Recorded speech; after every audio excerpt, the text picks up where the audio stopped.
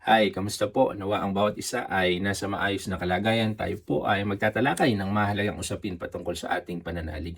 Ano nga ba ang doktrina? Ang doktrina po is a set of belief or teachings na pinaniniwalaan ng isang particular na organization. Madalas ginagamit po ito sa larangan ng religion. Ito po ay mga katuruan na nagsisilbing gabay sa pamumuhay ng isang samahan. Mahalaga ba ang doktrina? Aba ay napakahalaga po. People behave in a certain manner because of their belief system. Nakapaloob po kasi dito ang pananaw ng isang tao patungkol sa Diyos, sa kanyang sarili at kung paano niya tratuhin ang kanyang kapwa.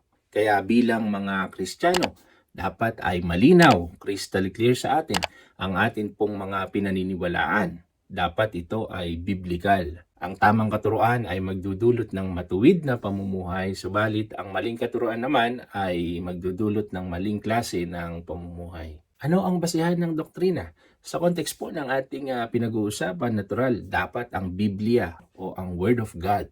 Hindi ang kultura, hindi ang tradisyon, hindi ang ating mga karanasan. Although hindi naman masama ang mga bagay na ito, sa totoo lang ay meron itong epekto sa doktrina ng isang tao. Subalit dapat mayroong pamantayan or standard.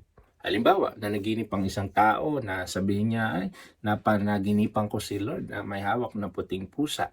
So, the next day, kailangan ba tayong magdasal doon sa puting pusa? Baka yun ay mamamagitan sa atin kay Lord.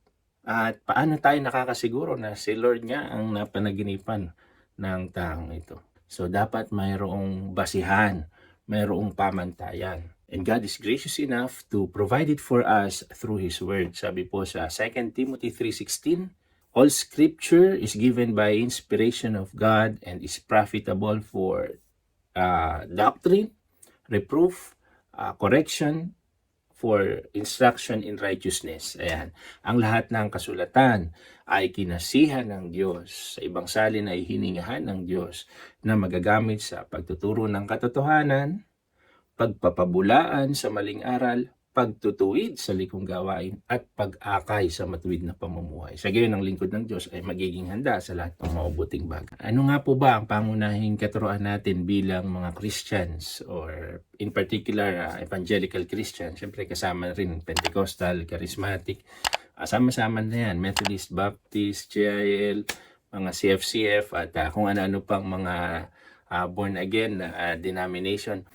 Iyan po ang sasagutin natin sa susunod na video. Panoorin po natin.